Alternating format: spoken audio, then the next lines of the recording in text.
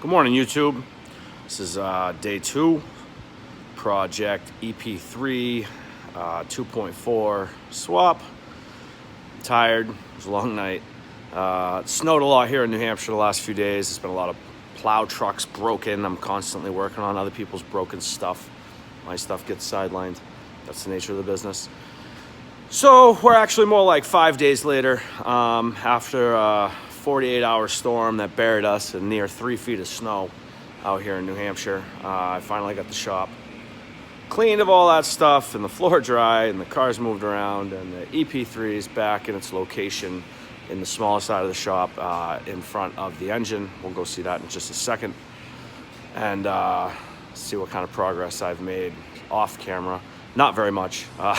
Literally bolted the wheels on the car like I said I was going to do, popped the battery back in it, zipped it outside, and I've actually zipped it around the property a little bit here just to move it around, you know, for the snow plowing and whatnot. Never-ending struggle with with the plow season. So that all being said, let's get to it.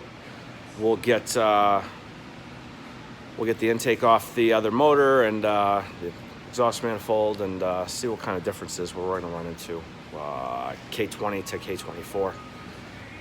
I got a pretty good idea. I've done a little bit of research, so let's see if all the research I've done holds true.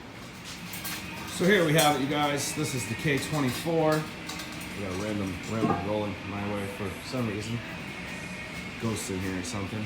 There's a regular car, not even a plow truck. Thank goodness we're done with all the plow trucks for now. Just putting a couple of new tires on it, or 4 actually when they get here.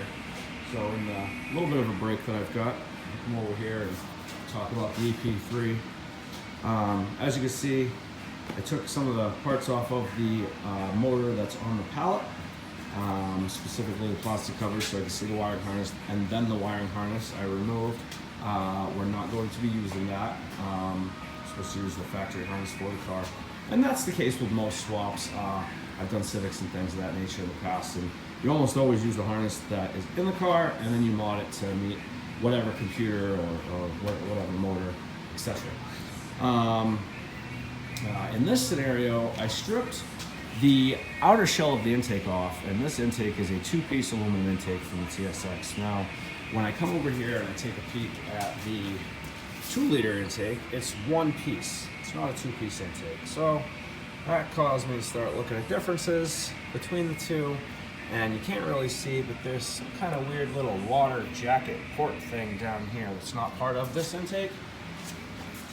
And on this intake is part of this intake. So there's supposed to be a block-off plate you can buy. There's supposed to be a drill and tap way you can drill and tap it. More likely I'll be going the drill and tap route because, like I mentioned before, we're trying to do this on the tightest budget possible. So if I can prove that this motor can go in this car for basically no money, I mean, we've got a little bit of money into it, but realistically, for a swapped K24a2 built Civic Si, I mean, this is what we're trying to do. So, okay, you guys, I just wanted to take a quick video. I'm doing a couple, doing 4 tires on this Ford truck, like I was telling you, and I know I keep mentioning New Hampshire being really terrible as far as rust and corrosion and whatnot.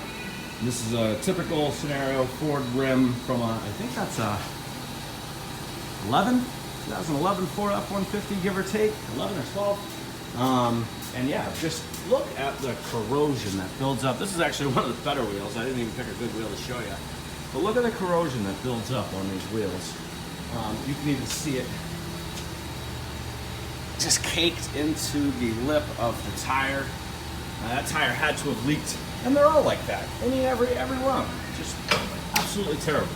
So it's not as simple as, you know, popping tires on and off like it is in the southern states. We got a lot of work to do once the tire's off the rim, just to make the aluminum again, so you can get a good seal to the new tires. Anyways, this is the kind of stuff that puts this project, keeps us sitting. And yeah, so here we go.